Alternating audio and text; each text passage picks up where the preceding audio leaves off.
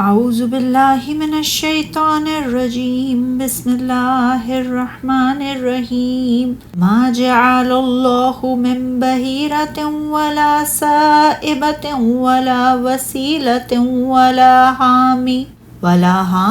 ولکن الذین کفروا یفترون علی اللہ الکذب واکثرهم لا یعقلون وَإِذَا قِيلَ لَهُمْ تَعَالَوْا إِلَى مَا أَنزَلَ اللَّهُ وَإِلَى الرَّسُولِ قَالُوا حَسْبُنَا مَا وَجَدْنَا عَلَيْهِ آبَاءَنَا أَوَلَوْ كَانَ آبَاؤُهُمْ لَا يَعْلَمُونَ شَيْئًا وَلَا يَهْتَدُونَ۔ اللہ نے نہیں بنایا کسی کو بحیرہ اور نہ سائبہ اور نہ وسیلہ اور نہ حام، اور لیکن یہ کافر اللہ پر جھوٹ باندھتے ہیں اور ان میں سے اکثر عقل نہیں رکھتے، اور جب ان سے کہا جاتا ہے تم آؤ اس چیز کی طرف جو اللہ نے نازل کی ہے اور آؤ رسول کی طرف، تو وہ کہتے ہیں ہمیں وہ کافی ہے جس پر ہم نے اپنے باپ دادا کو پایا، کیا اگرچہ ان کے باپ دادا کچھ نہ جانتے ہوں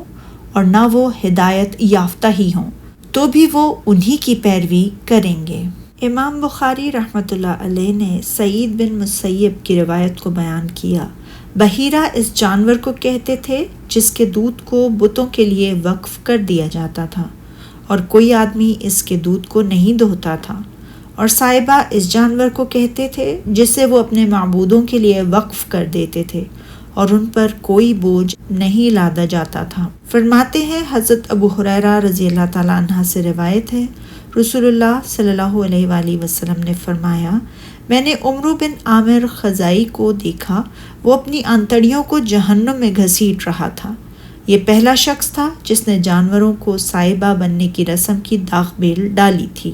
اور وسیلہ اس جوان اونٹنی کو کہتے ہیں جو پہلی اور دوسری بار مادہ کو جنم دیتی ہے، اور اگر اس نے پہلی اور دوسری بار مادہ ہی کو جنم دیا ہوتا ہے اور درمیان میں کوئی نر نہ ہوتا تو اسے بتوں کے نام پر وقف کر دیتے۔ اور حام اس سانڈ اونٹ کو کہتے تھے جو ایک مخصوص تعداد میں اونٹنیوں کو حاملہ کر دیتا تو اسے بتوں کے نام پر وقف کر دیتے تھے اور اس پر کوئی بوجھ نہیں لادتے تھے اور اسے حامی کے نام سے موسوم کر دیتے تھے۔ امام احمد نے حضرت عبداللہ بن مسعود رضی اللہ تعالیٰ عنہ کی روایت کو بیان کیا ہے،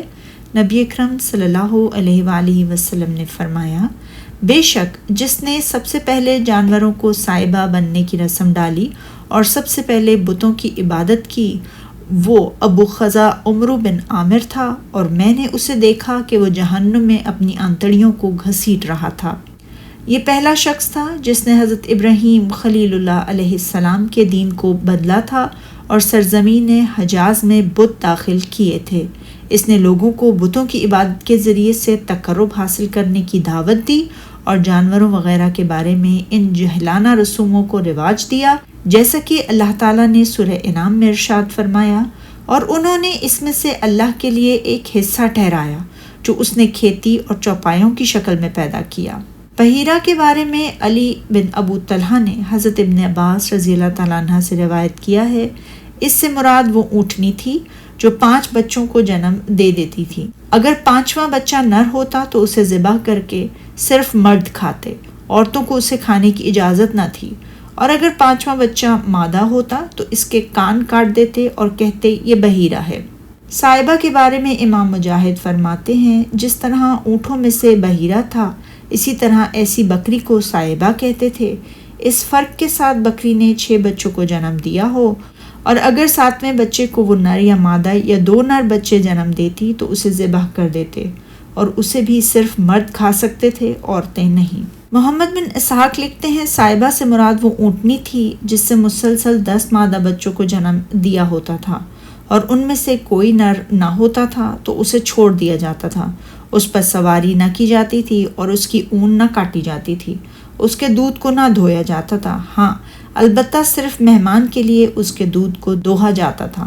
ابو روق کہتے ہیں، جب کوئی شخص اپنی کسی ضرورت کے لیے گھر سے باہر جاتا اور اس کی ضرورت پوری ہو جاتی تو وہ اپنے مال میں سے اونٹنی یا کسی اور چیز کو بتوں کے نام پر وقف کر دیتا تھا،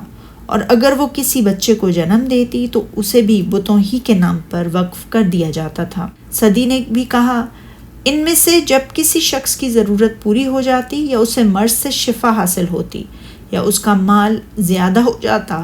تو وہ اپنے مال میں سے کچھ بتوں کے نام پر وقف کر دیتا تھا۔ اگر کوئی اس سے تعرض کرتا تو اسے دنیا میں سزا دی جاتی تھی۔ وسیلہ کے بارے میں علی بن ابو طلحہ نے حضرت ابن عباس رضی اللہ تعالیٰ عنہ سے روایت کیا، اس سے مراد وہ بکری تھی جس کے بطن سے 7 بچے پیدا ہو چکے ہوتے تھے۔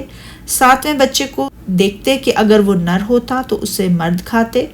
عورتیں شریک نہیں ہوتی تھیں، اور اگر وہ مادہ ہوتا تو اسے زندہ رہنے دیتے، اور اگر بیک وقت نر اور مادہ 2 بچے پیدا ہوتے تو انہیں بھی زندہ رہنے دیتے، اور کہتے اس کی بہن نے اسے اپنے ساتھ ملا کر اس کے کھانے کو ہمارے لیے حرام قرار دے دیا ہے۔ حامی کے بارے میں اوفی نے حضرت ابن عباس رضی اللہ تعالیٰ عنہ سے روایت کیا، جب کسی آدمی کا سانڈ 10 اونٹنیوں کو باآور کر دیتا تو کہا جاتا یہ حام ہے، اسے چھوڑ دو۔ جبکہ علی بن ابو طلحہ نے حضرت ابن عباس رضی اللہ تعالیٰ عنہ سے روایت کیا، جب کسی اونٹ کے بچے کے ہاں بچہ پیدا ہو جاتا تو لوگ کہتے اب اس نے اپنی پشت کو محفوظ کر لیا ہے، لہٰذا وہ نہ اس پر کوئی چیز لادتے، نہ اس کی اون کاٹتے، اور نہ اسے کسی چراگاہ میں چرنے سے منع کرتے، اور نہ کسی حوض سے پانی پینے سے ہی منع کرتے، خواہ وہ حوض کسی کا بھی ہوتا۔ امام ابن ابو حاتم نے بطریق ابو اسحاق سبی از ابو لاحوس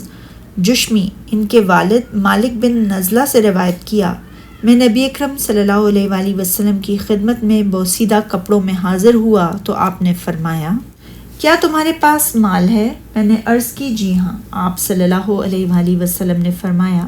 کس قسم کا مال ہے؟ میں نے عرض کی اونٹ، بکریاں، گھوڑے اور غلام، ہر قسم کا مال ہے۔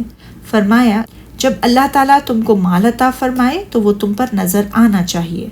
پھر آپ نے فرمایا، کیا تمہارے اونٹ پورے کانوں کے ساتھ بچوں کو جنم دیتے ہیں؟ اس نے جواب دیا جی ہاں۔ اور اونٹ اسی طرح تو بچوں کو جنم دیتے ہیں؟ آپ نے فرمایا، شاید کہ تم اس طرح سے بعض اونٹوں کے کان کاٹ دیتے ہو اور کہتے ہو یہ بہرا ہے، اور بعض کے کان کاٹ دیتے ہو کہ یہ حرم ہے۔ میں نے عرض کی جی ہاں۔ آپ نے فرمایا، ایسا نہ کرو، اللہ تعالیٰ نے جو کچھ تمہیں عطا فرمایا ہے وہ تمہارے لیے حلال ہے۔ پھر آپ صلی اللہ علیہ وآلہ وسلم نے آیت پڑھی، اللہ نے نہ تو کسی کو بحیرہ بنایا اور نہ صاحبہ اور نہ وسیلہ اور نہ حام۔ بحیرہ سے مراد وہ جانور ہیں جن کے وہ کان کاٹ دیتے تھے، اور بیوی، بیٹیاں اور گھر کا کوئی بھی دوسرا فرد ان کے بالوں، اون اور دودھ وغیرہ کو استعمال نہیں کرتا تھا، اور اگر وہ جانور مر جاتا تو پھر سب لوگ اسے کھا لیتے تھے۔ ارشاد الہی، لیکن کافر اللہ پر جھوٹ باندھتے ہیں، ان میں سے اکثر عقل نہیں رکھتے۔ اللہ تعالیٰ نے ان چیزوں کو مشروع قرار نہیں دیا تھا اور نہ یہ قرب کے حصول کا ذریعہ ہیں۔ انہیں مشرکوں نے از خود گھڑ کر شریعت اور قربت قرار دے لیا تھا، جبکہ انہیں ان سے قربت تو حاصل نہیں ہوتی بلکہ یہ ان کے لیے وبال بن گئی تھی۔ اور جب ان لوگوں سے کہا جاتا ہے کہ جو کتاب اللہ نے نازل فرمائی ہے اس کی اور رسول اللہ صلی اللہ علیہ وآلہ وسلم کی طرف آؤ، تو کہتے ہیں جس طریق پر ہم نے اپنے باپ دادا کو پایا وہی ہمیں کافی ہے۔ جب انہیں یہ دعوت دی جاتی ہے کہ اللہ تعالیٰ کے دین و شریعت کو اور جن امور کو اس نے واجب قرار دیا ہے انہیں اختیار کرو، اور جن کو اس نے حرام قرار دیا ہے انہیں ترک کر دو، تو وہ کہتے ہیں ہمارے لیے وہی طریقے اور مسلک کافی ہیں جن پر ہم نے اپنے آباء و اجداد کو پایا ہے۔ اس کے جواب میں اللہ تعالیٰ نے فرمایا، کیا اگرچہ ان کے باپ دادا نہ تو کچھ جانتے ہوں اور نہ سیدھے راستے پر ہوں تو بھی وہ ان کی پیروی کریں گے؟ یعنی حق کو نہ سمجھتے ہوں اور نہ جانتے پہچانتے ہوں تو اس حالت میں یہ ان کی کیوں کر اتباع کرتے ہیں؟ ان کی اتباع تو صرف وہی شخص کر سکتا ہے جو ان سے زیادہ جاہل اور ان سے بڑھ کر گمراہ ہو۔ سبحانک اللہم و بحمدک، اشہد ان لا الہ الا انت، استغفرک و اتوب الیک۔